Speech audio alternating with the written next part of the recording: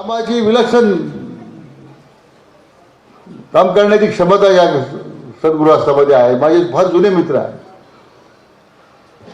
आणि म्हणून खरं या मैत्रीच्या स्नेहानं राजकारणाच्या पलीकडे आम्ही मैत्री आम्ही जपलेलो आहोत आणि म्हणून त्यांना खरं आज या कार्यक्रमाला आपण बोलावलं. आजच्या तर खरं आम्ही राजकारण आम्ही कुठं आहे तुम्ही कुठं आहेत याची फार आपण चर्चा करतो, पण विकासाच्या कामामध्ये पक्ष राजकारणाच्या पलीकडे जाऊन आपल्याला जर खऱ्या अर्थानं काम करायचं असेल तर मला वाटतं अधिक विकासाच्या कामाला गती देता येईल. आजकालच्या काळामध्ये कोणी कोणाला भेटलं याच्यावर फार चर्चा होती. ही राजकारणाची अस्पृश्यता जी आहे ही संपली पाहिजे. काही वर्षापूर्वी राजकारण एवढं प्रगल्भ होतं की सत्ताधारी आणि विरोधक एकत्र येऊन काम करत असायचे. निवडणुका पुरतं ते पक्ष राजकारण सीमित राहायचं. निवडणुका संपल्यानंतर त्या राजकारण पक्षीय राजकारणाला बाजूला ठेवत जिथे गावाचा परिसराचा जिथे विकास होतोय विकासाच्या योजनाच्या माध्यमातून त्या भागातला जो समाज आहे त्या समाजाच्या करता काही करण्याची भूमिका होते आपण घेतो.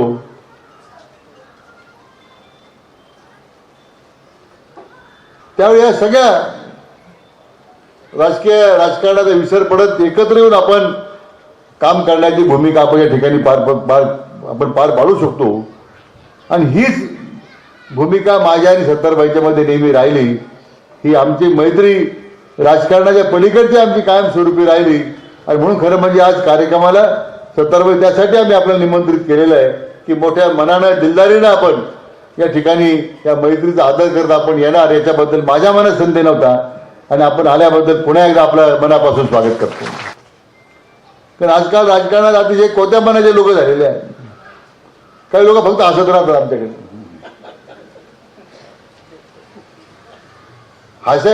हसून लोकांची फक्त आपल्या गावात हसायच्या लोकांना गुदगुल्या करायच्या असे काही आमच्या जिल्ह्याचे मंत्री आहेत. पुन्हा एकदा सत्तारसाहेब आपण आलाच या ठिकाणी. हा बहार आहे असं सुरुवातीला आमच्या त्या निवेदिका म्हटल्यात आणि ते वस्तुस्थिती आहे. आपण ज्या ठिकाणी जातो त्या ठिकाणी बाहेर येतो. बाकी मी काय राज्य सरकारबद्दल काही बोलणार नाही. फक्त एवढीच विनंती आमची आपल्या मार्फत एकदा मुख्यमंत्र्यांना तुम्ही जाऊन सांगा हे मंदिरं उडा आता. एवढीच विनंती आपल्या निमित्तानं करणार आहे.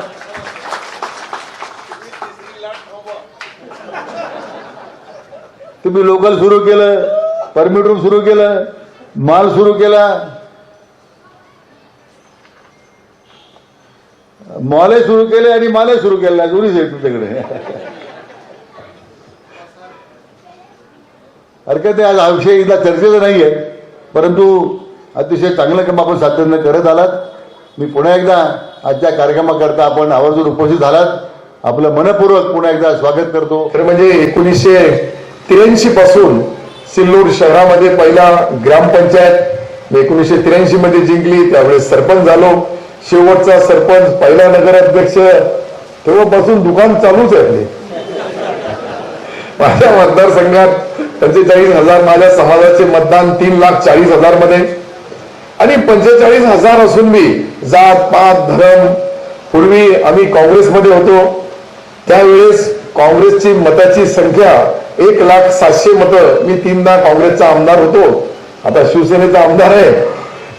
त्यावेळेस आमच्या तालुक्यामध्ये शिवसेनेची मतांची संख्या म्हणजे फार बोटावर मोजणारी आणि काँग्रेस 1 नंबरचा पक्ष. नंतर मी आणि विखे पाटील साहेब आम्ही दोघांनी विचार केला, कारण की आमचे 17 आमदारांचे आतल्या गाठीचे नेते म्हणजे विखे पाटील.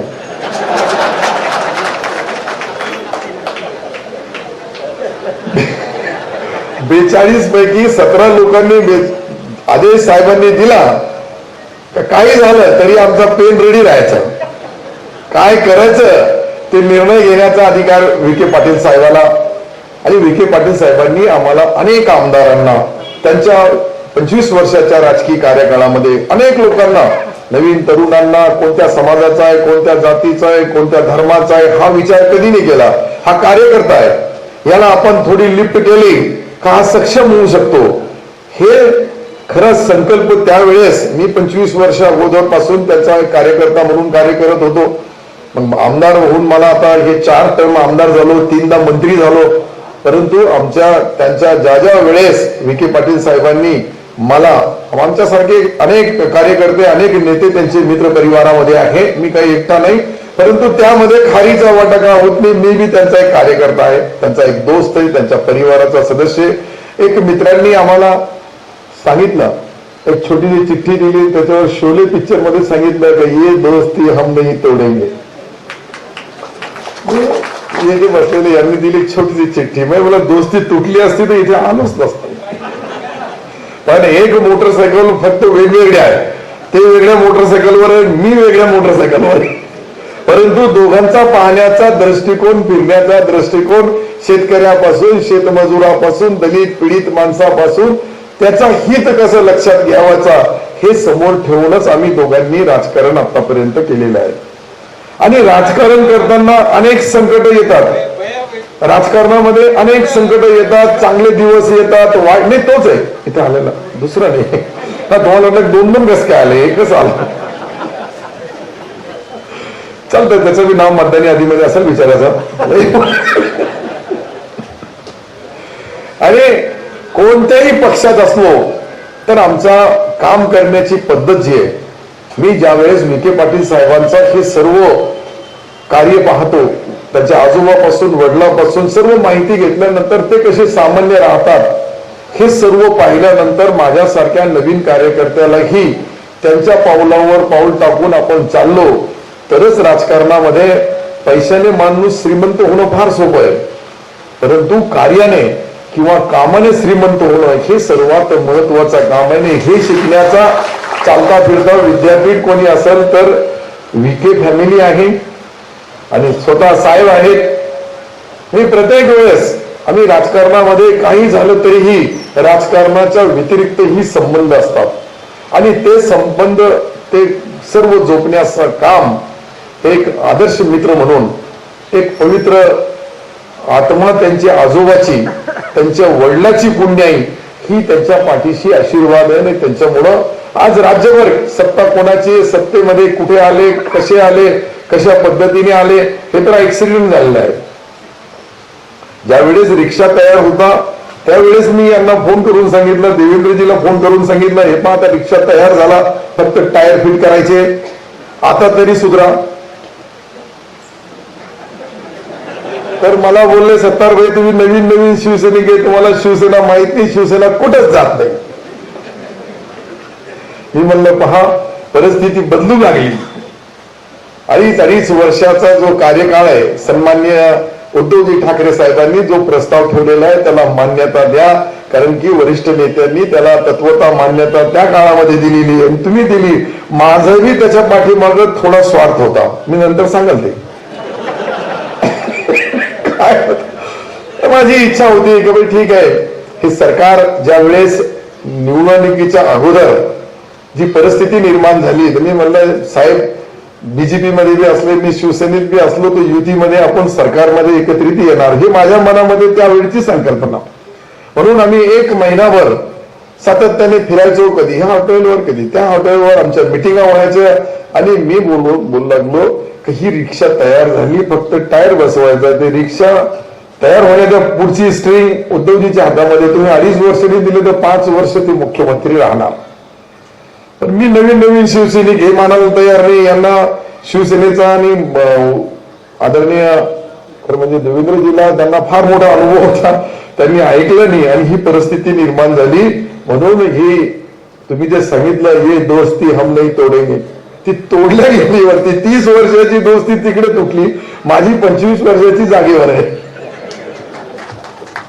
आणि परिस्थिती बदलत गेली आणि हे महाविकास आघाडीचा सरकार आला आणि या सरकारमुळे खरं म्हणजे केंद्र आणि राज्य त्या दोघांमध्ये एक नवीन नवीन फरक झाले. मग केंद्राची सत्ता 1 पक्षाची, राज्याची सत्ता 3 पक्षाची, त्यामध्ये वरती हे खाली आम्ही. मला विखे पाटील साहेब बोलले का सत्तारभाई तुम्ही त्या रावसाहेब दानवे साहेबांच्या नादामध्ये पडू नका, तुमचा रिमोट कंट्रोल भोकरदनला जाईल, माझ्याकडे ठेवा नगरला किंवा शिर्डीला लोणीला, तर लोणीला राहिले तर कधीही लोणीचा प्रसाद मिळू शकतो. हे मी खरं म्हणजे मी कोणताही काम केलं विखे पाटील साहेबांना विचारतो, कोणत्याही संकटामध्ये असलो तरी विचारतो, चांगलं असेल वाईट असेल, परंतु काही आपले जे वडीलधारी भावासारखे मोठ्या भावासारखे असते त्यांचा प्रेम वेगळा असतो. माझ्या राजकारणामध्ये आज मी जे 25 वर्षापासून इतका मोठा झालो त्यामध्ये सर्वात महत्वाचा राजकारणाचा पार्ट म्हणजे विखे पाटील साहेबांचा मला पाठिंबा, मला सपोर्ट प्रत्येक वेळेस केला. माझी हिंमत वाढवण्यासाठी मी ज्या ज्या वेळेस मतदारसंघात बोलवलं त्या वेळेस स्वतः साहेब हेलिकॉप्टरने आले. कधी वातावरण खराब झालं असं हेलिकॉप्टर कॅन्सल झाला असं मोठे साहेबांनी माझ्या 2009च्या विधानसभेमध्ये 4 सभा घेतल्या होत्या. परंतु मंदिर उघडण्याच्या बाबतीत जे खरं म्हणजे मंदिर उघडायला पाहिजे, मस्जिद उघडायला पाहिजे, ही जरूर उघडायला पाहिजे. परंतु हे आदरणीय विखे पाटील साहेब जे बोलले का 3री लाट येणार नाही याची खात्री त्यांनी करून द्यायला पाहिजे. आता केरळ सारख्या राज्यामध्ये साहेब मी काही फार मोठा विद्वान नाही, फार मोठा अभ्यासू डॉक्टर नाही, परंतु 3री लाटच्या चपेटमध्ये मोठ्या प्रमाणावर केरळ राज्य आलेले. नागपूरमध्ये आता इंडिकेटर मिळाले की तिथे 3री लाटची भयानक परिस्थिती निर्माण होऊ लागली.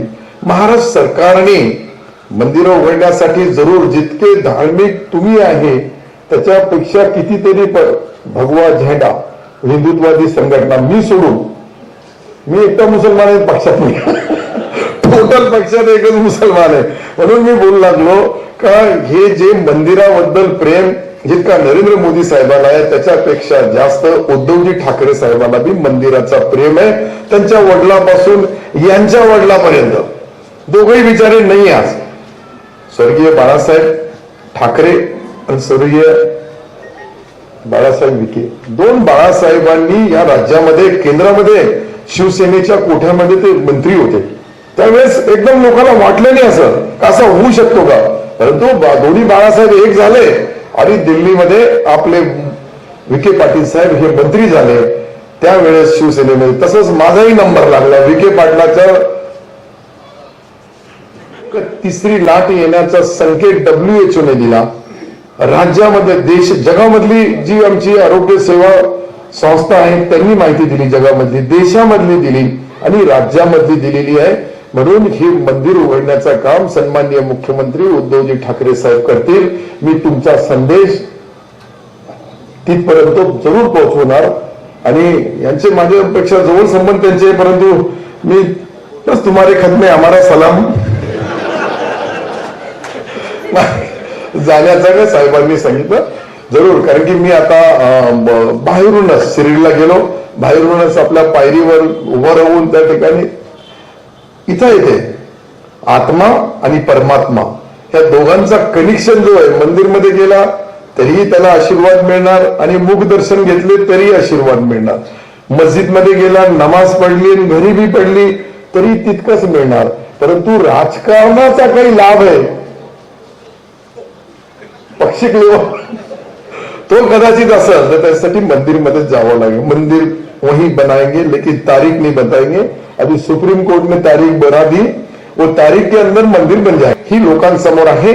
मी तुम्हाला गॅरंटीने सांगतो का पुढच्या भविष्यामध्ये त्या 3ऱ्या लाटेचा संकट संपला का विखे पाटील साहेबाचा संदेश आदरणीय मुख्यमंत्री महोदयाला सांगल आणि मंदिर उघडण्यासाठी एक पवित्र शाळा मंदिरासारखी विखे पाटील साहेब बनू लागले ही मुख्यमंत्री महोदयाला मी सांगत की माझ्या पहिले हे शिवसैनिक आहे, मी नंतरचा शिवसैनिक आहे. हे खरं ना, म्हणजे बाळासाहेब शिवसैनिक तर मी पहिलेच बोललो मी त्यांच्या पावलावर पाऊल टाकून चालू लागलो. आता माझ्या पावलावर ते आले तर निश्चित त्यांचं स्वागत आहे इकडं. नाही शेवटी मी निमंत्रण देणं माझं काम आहे, नहीं तो क्या रहता है दे दे दिला दे नहीं तो देने वाले का पता बता दे. 3च काम असतात, एक तो आपका वोट दे दो, दूसरे का दिला दो और जो नहीं दे रहा उनकी बात कान में बोल दो कि मैंने बहुत कोशिश किया साहब वो तो देता ही नहीं. तो विखे पाटिल साहब के पास सारे उसके इलाज है, किसको इंजेक्शन लगता है, गोली लगती है कि सलाइन. तो आणि साहेब ज्या वेळेस बोलतील त्यावेळेस मी पुन्हा येईल. धन्यवाद. आदाब, सलाम, राम राम, जय हिंद, जय हिंद, जय महाराष्ट्र.